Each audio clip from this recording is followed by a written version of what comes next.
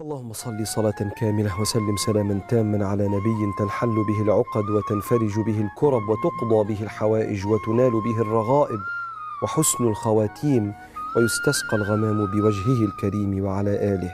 يا رب، أشهد أنك الرحيم لم تفعل شيئا في الخلق لتؤذيهم، ولم تحملهم فوق طاقتهم لتشقيهم، ولا ينقص من سلطانك من عصاك، ولا يزيد في ملكك من بالطاعة أتاك، ولا يرد أمرك من سخط قضاءك. يا رب، نسألك بقدرتك التي حفظت بها يونس في بطن الحوت، ورحمتك التي شفيت بها أيوب قبل أن يموت، ألا تبق لنا هما ولا حزنا ولا ضيقا ولا سقما إلا فرجته، وإن أصبحنا بخوف فلا تمسنا إلا وقد أمنتنا، وإن بتنا على ضيق فلا توقظنا إلا وقد فرجت عنا، وإن كنا بحاجة فلا تكلنا إلى سواك، وأن تحفظنا لمن يحبنا وتحفظ لنا أحبتنا. اللهم لا تحمل نفسا فوق. اللهم صل وسلم وبارك على سيدنا محمد وعلى آله وصحبه أجمعين. ازيكم يا حبايب قلبي، عاملين ايه؟ يا رب تكونوا في صحة وفي أحسن حال. جايلكم في فيديو جديد ويوم جديد، كله طاقة، كله حماس، كله شغل كده، في شغل ورغاوي من اللي انتوا بتحبوها. اللهم صل على النبي كده بقى يا بنات. انا كنت الصبح قبل ما اعمل غدا، طبعا كنا قبل ما ننام كانت الصالة بتاعت القعدة اللي احنا بنقعد فيها كانت مقلوبة في بعضها. انا كنت طول الليل عمالة بحلم بيها والله. لما بيكون عندي مكان مكركب بالطريقة دي ما ببقاش عارفة أصلا إن أنا أنام. فاستعنت بالله وصليت على النبي عليه الصلاة والسلام. اللهم صل وسلم وبارك على سيدنا محمد. مفتاح يومنا الصلاة على النبي يا بنات، صلوا على النبي عشان الفيديو بتاعنا يتملي بذكر النبي عليه الصلاة والسلام. شلت بقى كده القعدة معاكم حبايب قلبي زي ما انتم شايفين، وشلت بقى الكفر بتاع القعدة، وقلت بقى ايه اغسله عشان خاطر كان مبهدل. ابتديت بقى يا حبايب قلبي كده اشيل معاكم المساند. احنا كنا الكلام ده كنا تقريبا الساعة 8 او 9 كده تقريبا. كان عندي بقى لي كام يوم كده كان البنات عندي بيصحوا متاخر، فقلت بقى اما اصحى بدري واصحيهم معايا كده عشان خاطر ايه يناموا بدري شويه، عشان انا مش بحبهم ان هم يقوموا متاخر ويناموا متاخر، بحس ان هم متغيرين خالص. معلش بقى يا ولاد، هتلاقوا فصل كتير. كان احمد قاعد جنبي وكده فنزلته لننتو، قلت لغايه اما اسجل لكم كده الفيديو عشان خاطر ايه مش يفضل يعيط كده ويعكنن علينا. المهم يا بنات، قلت بقى كده ايه اما صحيهم بدري. صحيتهم بدري يا حبايب قلبي، قلت عشان خاطر ايه انا ما بحبش البنات عندي يناموا متاخر ويصحوا متاخر، بيبقوا متغيرين كده وبيفضلوا طول اليوم كده ايه مش مظبوطين. صحيتهم بقى كده قلت لهم ايه يلا عشان تشيلوا معايا عشان مش عارف ايه عشان ايه. فضلت كده اشجع فيهم عشان خاطر ما يناموش. كنت انا بقى جايبه سمك وكنت منضفاه وملحاه وكنت سايباه في التلاجة لغايه اما اخلص اللي ورايا، يبقى على قد حبه الرز كده كده متنقيين، وهقلي السمك واقلي حبايه بطاطس. والحمد لله، اللهم لك الحمد والشكر يا رب، ديمها على نعمه واحفظها يا رب. شلت بقى كده يا حبايب قلبي المساند كلها. خد بقى السجاده دي، كان احمد ابني كان مع ازازه عصير كده، ازازه كده بلاستيك، وكبها كلها على السجاده. مسكت بقى حتة قماشة وحبة أوكس كده غسلت مكان العصير، وقلت طبعا لو سبتها كده مكانها هتعمل ريحة وحشة لأن الجو حر، والسجادة دي اللي هي تقيلة قوي.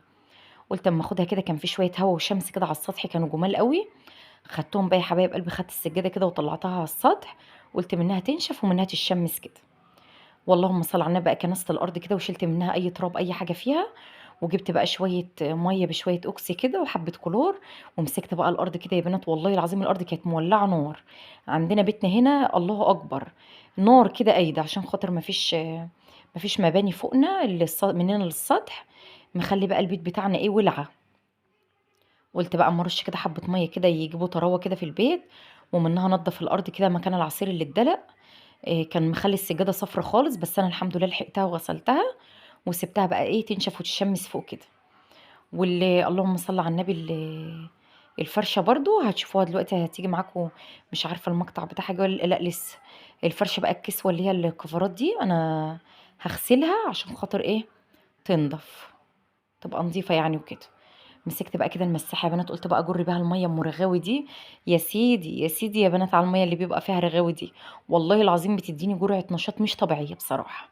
مسكت بقى المساحه بتاعتي بقى اديله ادي كده، ومسكت الارض كلها جبتها شمال ويمين كده، ما خليتش فيها ولا نقطه ميه. وهخلص طبعا وهنشفها بقى بالشرشوبه بتاعتي. يا ريت يا بنات لو الفيديو عجبكم ما تنسوش اللايك لاختكم، ده اكبر دعم ليا، والاشتراك في القناه لو انت مش مشتركه. وشكرا يا حبايب قلبي على الدعم ليا في القناه. ربنا يبارك لي فيكم ويخليكم يا رب، اللهم امين. ويا ريت بقى يا حبايب قلبي تشاهدوا الفيديو للاخر، ما تضيعوش تعبي على الفاضي. ويا ريت بعد اذنكم فضلا منكم وليس امرا تشاهدوا الاعلان، مش تعملوا تخطي. دي بقى السجاده كده يا حبايب قلبي فوق كده كانت على السطح. نزلت بقى كده، حطيت بقى كده حبه الاوكسي، وحطيت حبه معطر كده في الغساله، وقلت اما احط ايه الكفرات اللي هي بتتحط فوق على على المساند دي. حطيت كده 2 ب2، حطيت 2 الاول واتغسلوا وخلصوا، ورجعت حطيت الاتنين التانيين ايه بعدهم على طول، عشان خاطر تبقى الدنيا رايقه كده، وتبقى الدنيا كلها ريحتها حلوه، ما يبقاش في حاجه متبهدله. لحد بقى اما الصاله كده تنشف براحتها، والسجاده فوق تنشف براحتها، والكفرات تنشف براحتها، اعمل ايه الحمام بتاعي مبهدل. بجد يا بنات كلمه مبهدل دي قليله. طبعا كانت اللنده بتاعت الحمام بتاعتي كانت بايظه، وكل اللي بيدخل بيبهدل فيه وانا مانيش شايفاه. وكان البنات عندي كانوا عاملين حنه، دخلوا يغسلوا كنت انا مش عارفه كنت بنيه احمد ولا كنت بعمل ايه، قلت لهم اقعدوا لحد ما اجي اغسل لكم. دخلوا غسلوا طينوا الحوض. قلت لا الحمام ده مش هينفع كده، كده نفسيتي مش مرتاحه. قلت اما ادخل اجيب طالما هغسل الحمام بحب امسك الباسكت بتاع الكمام، عزكم الله يا حبايب قلبي. طبعا فاضي مش في اي حاجه، كانت العربيه بتاعت الكمامه كانت هنا النهارده يعني وكده، وزقلت الزباله بتاعتي كلها، ما عنديش اي حاجه في البيت. قلت بقى اما اغسل الباسكت بتاعي كده، وامسك الجردل بتاع المسيح اغسله غسله كويسه. غسلت الجردل كده كويس بتاع المسيح، وبعد كده مسكت بقى الجردل بتاع الكمامه يا بنات، غسلته وخليته زي الفل. وطبعا الصيف ده مش عايز ان انت تسيبي عندك زباله في المطبخ، او ان انت تسيبي الجردل بتاعك متبهدل، بالذات لو الجردل بتاعك ليه غطا كده وبيتقفل، بيخلي الدنيا ريحتها سيئه يا بنات.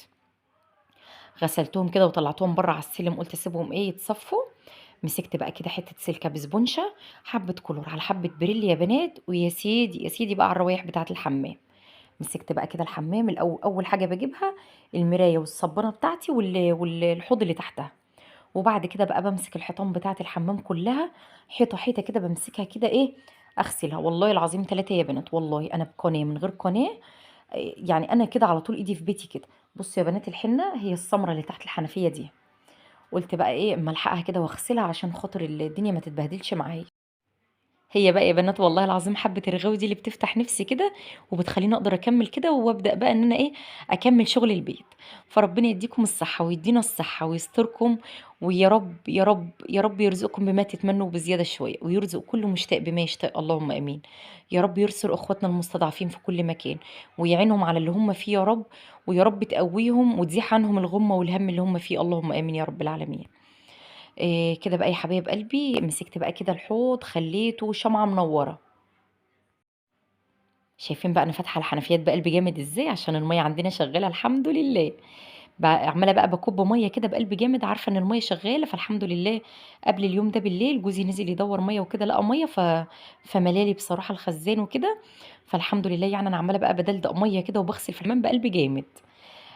مسكت بقى دي الحيطه اللي هي تحت الشباك اللي هي فوق القاعده بتاعه التواليت. مسكتها بقى كده يا حبايب قلبي، فضلت بقى اغسل فيها كده وادعكها. السيراميك بتاع الحيطان بتاعي دي عشان موف غامق، اقل حبه ميه بتعمل فيه تجير كده ما بيكونش نظيف. عارفين البلاط الابيض اللي فوق ده ما بيبانش فيه الوسخه خالص والله يا بنات. انما الموف اللي تحت ده لو بس حد دخل خد شاور وطلع وما نشفش مكانه، تلاقوا الميه عامله تجير كده على السيراميك. فلازم ايدي تبقى فيه اول باول. بصراحه انا بقالي حوالي اسبوع ما غسلتش الحمام، اللي هو بنشف بس ورا البنات وورانا، ومش غسلته بصراحه، اللي هي مثلا القعده كده بغسلها وخلاص بالفرشه بتاعتها. قلت لا انا هخش بقى استعين بالله كده طالما اللنده بتاعت الحمام اشتغلت، وايه وامسك كده الحمام اغسله غسله كويسه. واتشجع بيكم يا حبايب قلبي، ولو وراكي اي حاجه قومي يلا بطلي كسل، محدش هيجي من بره يعمل لك، انت اللي هتعملي لنفسك. وانت اللي نفسيتك هتبقى تعبانه طول ما بيتك مش منظم وطول ما بيتك مش نظيف. ولعل وعسى حد يخبط عليكي فجاه، يعني انت تفضلي نظيفه نظيفه نظيفه، ولعل وعسى كده في يوم تكوني انت مكسله وتقولي يعني هي جت على النهارده، اما اقعد كده النهارده واريح نفسي وابقى اقوم بكره ان شاء الله. ممكن بقى في الوقت ده يا حبايب قلبي تلاقي حد بيخبط عليكي، حد داخل حمامك فجأة، حد داخل مطبخك فجأة، تلاقي نفسك بقى متضايقة ومخنوقة، وبصي ما انتيش طايقة نفسك خالص بسبب الموقف اللي حصل ده. يبقى ليه احنا نعمل حساب كل حاجة يا حبايب قلبي قبل ما تحصل. ما نستناش ان حد يدخل علينا ويشوف بيتنا مش نضيف، لا. صدقيني اليوم طويل قوي قوي قوي قوي.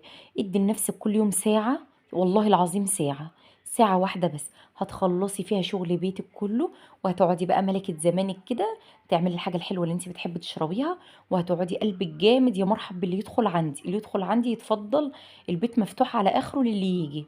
ليه؟ هتبقي مرتاحة، هتبقي مش شايلة هم ان حد يدخل عليكي فجأة. صدقيني والله العظيم مفيش حاجة بتريح نفسيتنا إلا بيتنا يكون نظيف ومنظم.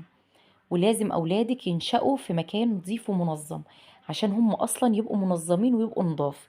فاهميني يا حبايب قلبي؟ ربنا يديكم الصحة ويديكم العافية. وتفضلوا دايما تعملوا في بيتكم، وما يجيش حد يعدل عليكم ولا حد يعمل لكم حاجة أبدا يا رب. إيه، مسكت بقى كده يا بنات الحمام زي ما انتم شايفين كده، فضلتي أدعك فيه شمال ويمين كده أما خليته شمعة منورة. أسكت؟ لا، أخش بقى على الحيطة اللي باقية واغسلها بقى كده غسله ايه مية مية.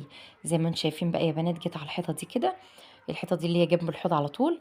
مسكتها بقى دعكتها كده دعكه مية مية. صدقوني يا بنات، حبه الكلور اللي بيتحطوا في الحمام دول بيخلوا ريحه الحمام كده جميله، وبيعقموا كمان الحمام، وبيخلوا الدنيا رايقه عندك كده ونظيفه.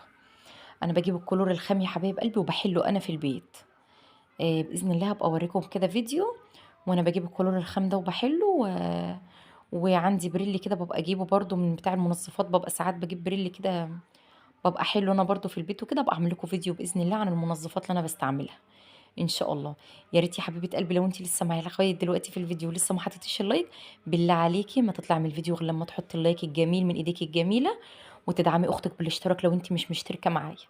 ربنا يكبر بخاطركم اللهم امين، زي ما انتوا دايما بتكبروا بخاطري. وبالله عليكم ما تنسوني بالكومنت الجميل اللي بيكبر الخاطر.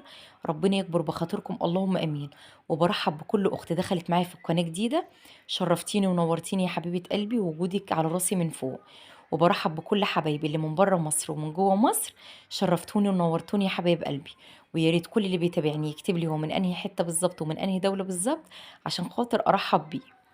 مسكت بقى كده الحيطان بتاعتي كلها خلصت. دلقت بقى كده شويه بريل على الارض، ومسكت المقشه بقى وقلت ايه ادعك الارض كده دعكه كويسه. الحمام يا بنات والله العظيم بقى فيه انتعاش فظيع. خلصت بقى كده يا حبايب قلبي الحمام، وقلت بقى اما اجيب المساحه كده انشفه، ازق بقى الميه اللي فيه دي كلها عشان خاطر ايه محدش يتزحلق. انا لو حمامي نضيف ولسه فيه ميه بحس ان انا ما عملتش حاجه. بصوا بقى يا بنات على شكل النظافه. يا رب ربنا يديكم الصحه ويدينا الصحه اللهم امين. خلصت بقى كده الحمام، غسلته غسله زي الفل. الحمام يا حبايب قلبي بقى بيشف ويرف كده من النظافه. يا سيدي تسلم ايديك والله يا بنتي يا جيهان. إيه، خلصت بقى كده الحمام، نطلع بقى نكمل القعده بتاعتنا نشوف هنعمل فيها ايه. لان الحمام لو كان فضل مش نظيف ونضفت القعده، إيه بنت من البنات هتدخل الحمام هتدخل تغسل، هتطلع بره هتدهول لي الدنيا. وزي ما انتم شايفين كده الحمام يعتبر في الصاله بتاعت القعده بالظبط. جبت بقى كده الفرشة فرشتها، وجبت الفرشة الصغيرة التانية اللي كانت على الشباك. الحيطة يا بنات البنك دي يعني الحيطة البنك دي والدهان بتاع الصالة ده كله. أنا كان عندي لون قاعدة بتاعت فرحي اللي هي القاعدة الأرض دي، كانت لونها بينك في اوف وايت كده، نفس الدهانات بتاعت الحيطة. فأنا تقريبا بقالي سنتين عاملة القاعدة اللي هي الزيتي في كافيه دي يا بنات. فأنا بصراحة لسه الظروف مش سمحت إن أنا أغير الدهان بتاع الحيطان، عشان بس تعرفوا ان يعني مش دي الدهان بتاع القعده دي اصلا، انتوا فاهمين قصدي؟ زي ما انا بقول لكم كده، ده الدهان بتاع القعده القديمه اللي هي الكسوه القديمه اللي قبل ما انا اغيرها واجيب الكسوه دي، عملت انا الكسوه دي. مسكت بقى كده يا حبايب قلبي القعده كلها رصيتها، وجبت بقى الكفرات دي حطيتها. وعلى فكره الكفرات دي كمان بتاعت القعده القديمه مش بتاعت القعده دي. القعده دي انا لسه ما جبتلهاش كفرات. انا بصراحه شفت لها كفرات وعجبتني، بس الكيس على بعضه 3 حتات، وانا المساند بتاعتي لازم لها 4 حتات. قالت لي ما ينفعش ان انت تشتري حته لوحدها، لازم تاخدي يا اما كيس 3 يا اما كيسين 6 مع بعض. فانا قلت اخد ال6 اعمل بهم ايه خساره، وال3 مش هينفعوا. انا خدتهم وجربتهم مش نافعين. لازم 4 حتات، حتتين بالطول من هنا وحته تحت الشباك وحته في الجنب ده. فالله المستعان بقى اشوف حتى لو واحد يعملها لي تفصيل، اللي هو عامل لي القعده دي خليه يعملها لي تفصيل عشان خاطر احطها، لاني برضو حاسه ان دي مش ماشيه معاها قوي. فانا حبيت بس اقول لكم على الملحوظه بتاعه الحيطه دي، ان الحيطان دي اصلا مدهونه من ايام الكسوه القديمه بتاعه فرحي. حمست بقى البنات كده وخليتهم يرصوا معايا وخلصت الصالة وبقيت زي الفل يا حبايب قلبي. وبوريكم لافتة بقى كده ان الحمام يعني جنب الصالة والاتنين بقوا نضاف وزي الفل كده. لسه ايه يا جيهان، ما عادش الا الطرقة اللي هي اللي ما بين الصالة وما بين الحمام، مسحتها ونضفتها وخليتها زي الفل وفرشت فيها الفرشة بتاعتها. وبوريكم بقى الحتة كده بعد ما راقت يا بنات. كده بقى اخش المطبخ اعمل غدا بقلب جامد. كده يعتبر البيت كله بقى عندي نضيف، ما عادش الا المطبخ. هخلص الغدا بتاعي واغسل مواعيني واغسل بوتاجازي، وفي شويه حاجات كده عايزه اعملهم في المطبخ.